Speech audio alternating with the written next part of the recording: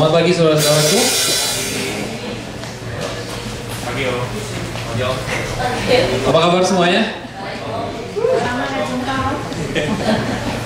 Saya udah 2 minggu absen gereja saudara-saudara. Kemana?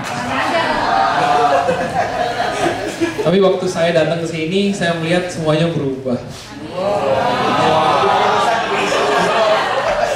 Ternyata Tuhan begitu dahsyat, amin. Dalam waktu 2 minggu ternyata semuanya sudah berubah. Amin. Saya melihat banyak rambut baru, dari yang lurus dikeritingin, dari yang keriting dilurusin. Amin. Hadirat Tuhan sungguh luar biasa, amin. Pada pagi hari ini, saya mau bicara tentang kehidupan kita di dalam Tuhan Yesus. Seperti apa yang saya katakan, tadinya rambutnya lurus dikeritingin, ada yang dari keriting dilurusin. Begitulah kehidupan kita, saudara-saudara, amin. Kehidupan kita itu gak ada yang menentu, amin. Kadang kita pengen keriting, kadang kita pengen lurus, kadang kita pengen makan ini, kadang pengen itu, kadang pengen itu, amin. Apakah saudara seperti itu? Amin.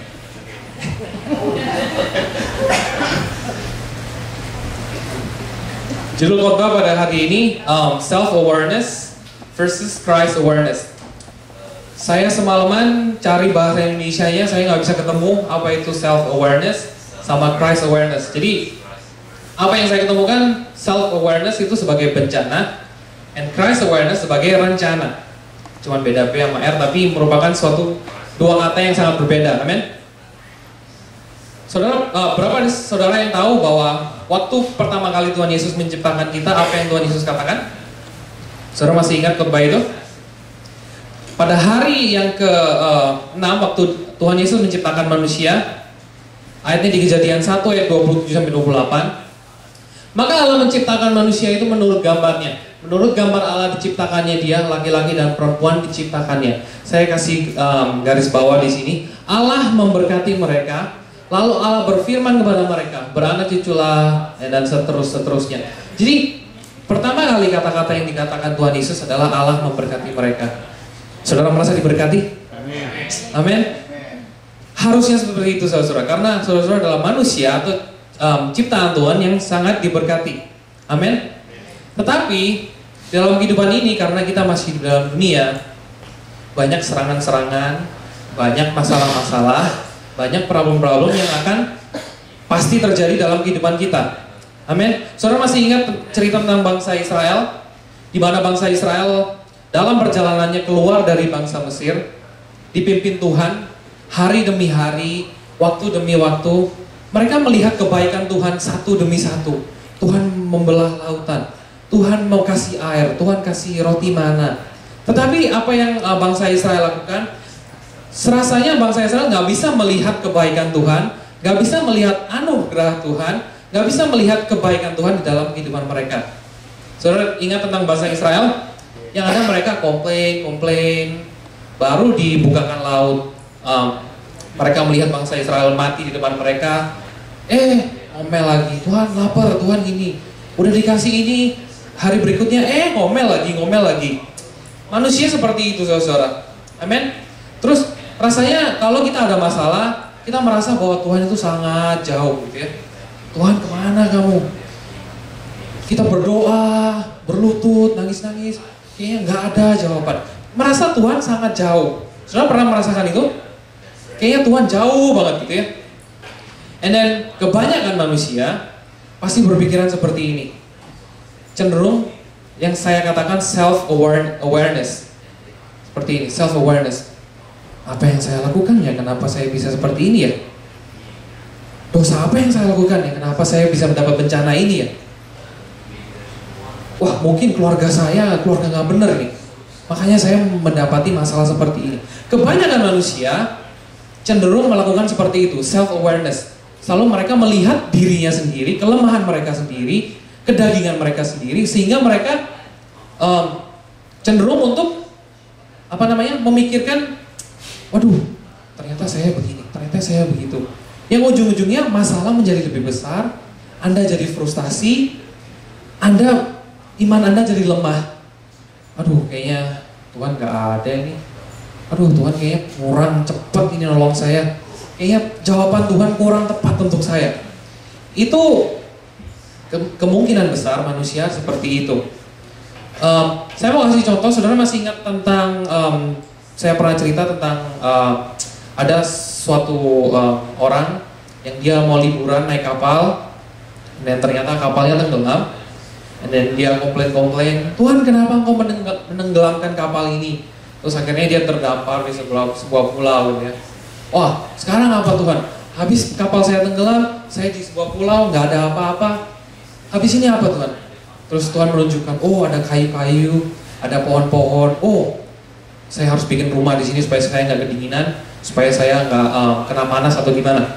Jadi dia membangun potong kayu, membangun sebuah rumah, dan karena dia kedinginan, dia bikin api gitu ya, bikin api unggun gitu supaya dia hangat gitu ya.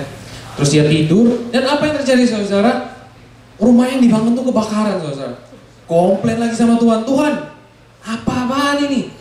Engkau sendiri yang menunjukkan pohon, menunjukkan kayu supaya saya bisa membangun rumah. Tapi kenapa ini semua kok langsung kebakar? Gak even sehari gini-gini. Komplain, marah. Kenapa yang terjadi saudara? Ternyata ada kapal lewat ke pulau itu karena mereka melihat ada asap yang ke atas, jadi mereka kelihatan. Dari cerita ini kita bisa melihat segala sesuatu Tuhan sudah merencanakan, amin. Jadi saudara perlu khawatir kalau sudah menghadapi masalah? No, right? Ada satu cerita lagi yang tentang kotoran burung. Saudara masih ingat? Ada cerita sebuah pengusaha yang sangat terkenal, yang sangat kaya. Dia mandi siap-siap karena dia mau bikin pidato di mana. Dia keluar rumah, ternyata ada burung, kena kotoran burung di kepalanya. Amin. Marah, komplain. Apa yang harus dilakukan? Harusnya ya mandi lagi. Amin. Kalau saudara komplain, nggak mandi lagi, ya itu stupid. Amin. Anda mandi lagi, Anda keluar rumah. Kalau Anda kena kotoran burung lagi, apa yang Anda lakukan? Mandi lagi, amin. Kalau sampai burung itu bikin sarang di kepala saudara, itu berarti Anda stupid, amin. Anda mau jadi seperti itu? Jadi kadang-kadang kita menghadapi masalah, kita gak bisa memikir, kita selalu melihat diri kita sendiri. Wah, ada kotoran burung, ini apa-apaan ini? Kata orang kan kalau kena kotoran burung, wah ini hoki. Tapi kalau 2 kali 3 kali, apa yang terjadi saudara? Gak benar, amin. Di Yeremia 29:11, ayat yang sangat terkenal, saya percaya semua saudara tahu. Sebab aku ini mengetahui rancangan-rancangan apa yang ada padaku mengenai kamu, demikianlah firman Tuhan, yaitu rancangan damai sejahtera dan bukan rancangan kecelakaan, untuk memberikan kepadamu hari depan yang penuh harapan. Bahasa Inggrisnya, I know what I'm doing. I have it all planned out. Plans to take care of you and not abandon you. Plans to give you the future you hope for. Iman saudara bertambah waktu Anda membaca ini. Di sini jelas dikatakan Tuhan tahu apa yang Tuhan lakukan. Tuhan sudah merencanakan semuanya itu untuk apa saudara? Untuk take care of you. Untuk memelihara saudara, untuk memberkati saudara, untuk memberikan masa depan yang saudara mau. Saudara percaya itu? Gak peduli betapa berat masalah yang Anda hadapi, begitu besar masalah yang Anda hadapi, percaya ayat ini saudara. Jangan Anda mempunyai mindset atau pikiran yang selalu balik-baliknya ke diri Anda sendiri. Ganti semua itu ke Christ awareness atau rencana Tuhan. Anda selalu melihat masalah datang, Christ awareness. Oh, ini Tuhan sudah atur semua ini. Saya tahu saya bakal bisa melewati semua ini. Itu adalah attitude atau mindset yang Tuhan mau. Amin. Ada di Perjanjian Lama ada cerita sekolah minggu yang sangat terkenal yang dimakan ikan paus. Namanya siapa saudara? Yunus. Mungkin buat saudara ini cerita sekolah minggu, tapi di di balik cerita ini saudara mempunyai suatu makna yang sangat luar biasa. Kita baca. Saudara tahu ceritanya, Yunus? Datanglah firman Tuhan kepada Yunus bin Amittai. Demikian, bangunlah, pergilah ke Niniwe, kota yang besar itu. Berserulah terhadap mereka karena kejahatannya telah sampai kepadaku. Tetapi Yunus bersiap untuk melarikan diri ke Tarsis, jauh dari hadapan Tuhan. Ia pergi ke Yafo dan mendapat di sana sebuah kapal yang akan berangkat ke Tarsis. Ia membayar biaya perjalanannya, lalu naik kapal itu untuk berlayar bersama-sama dengan mereka ke Tarsis, jauh dari hadapan Tuhan. Berapa dari saudara pernah mendengar suara Tuhan? Pernah mendengar Tuhan berbicara kepada saudara? Berbicara, Pak Solehin, lakukan ini. Pak Tandon, lakukan ini. Alvin, lakukan ini, pergi ke sana. Saudara pernah mendengar suara Tuhan seperti itu? Apalagi mendengar suara Tuhan yang gak masuk akal. Saudara tahu Niniwe itu saya search. Niniwe adalah sebuah kota di Assyria. Saudara tahu Assyria itu adalah musuh besar bangsa Israel. Bangsa Israel itu takut sama bangsa Assyria karena mereka itu kejam, mereka itu benar-benar kuat. Mereka itu suka kalau berperang selalu menang, makanya bangsa Israel takut. Malah si Yunus disuruh ke situ, saudara. Saudara bisa bayangkan? Saudara disuruh sama Tuhan ke tempat musuh saudara yang saudara paling takutin. Apa yang Yunus lakukan? Of course dia hanyalah manusia. Jadi apa yang dilakukan? Dia melarikan diri ke Tarsis. Karena dia nggak mau ke sana. Banyak seringkali saya sendiri, saya sudah yakin, saya berdoa, yes Tuhan, saya percaya ini janjimu, saya percaya ini kata-katamu, saya akan melakukan. Tapi menghadapi kenyataannya, ternyata nggak seperti itu. Apa yang manusia cenderung lakukan, kita melarikan diri. Amen. Tuhan itu nggak mungkin, Tuhan. Udahlah, kayaknya nggak mungkin deh.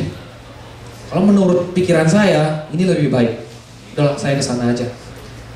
Itu exactly apa yang Yunus lakukan. Dia ke Niniwe, ke Tarsis. Dia ke Tarsis. Karena ngapain ke Niniwe? Niniwe adalah musuh besar bangsa Israel.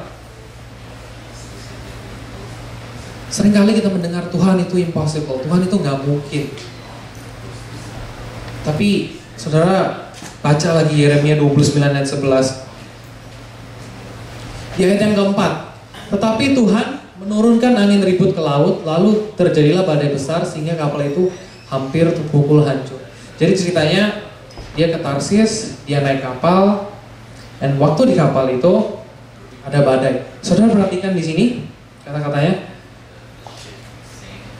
Tetapi Tuhan menurunkan angin ribut ke laut. Siapa yang menurunkan angin ribut? Tuhan. Jadi masalah-masalah saudara, kalau Tuhan izinkan Anda melewati, berarti Tuhan mempunyai maksud yang sangat luar biasa. Amin. Kalau Anda mengalami masalah pada saat ini, Anda mengalami tantangan, jangan khawatir saudara. Karena apa? Tuhan sendiri yang mengizinkan masalah-masalah itu datang. Kita mau lihat ntar akhir-akhirnya. Awak kapal itu menjadi takut, masing-masing berteriak kepada Allahnya dan mereka membuang ke dalam laut segala muatan kapal itu untuk meringankannya. Tapi Yunus telah turun ke dalam ruang kapal yang paling bawah dan berbaring di situ lalu tertidur dengan nyenyak. Kalau kita lihat di sini kru-kru kapalnya ini mereka pada ketakutan ya. Ayat yang ke-6. Datanglah nakoda dan mendapatkannya sambil berkata, bagaimana mungkin engkau tidur begitu nyenyak? Bangunlah, berserulah kepada Allahmu, barangkali Allah itu akan mengindahkan kita sehingga kita tidak binasa. Ayat yang ke-7. Lalu berkatalah mereka satu sama lain, marilah kita buang undi supaya kita mengetahui karena siapa kita ditimpa oleh malapetaka ini. Mereka membuang undi dan Yunuslah yang kena undi. Seperti yang saya katakan tadi, manusia cenderung seperti itu. Waktu dia di tengah-tengah badai, waktu dia tengah-tengah masalah, dibilang apa?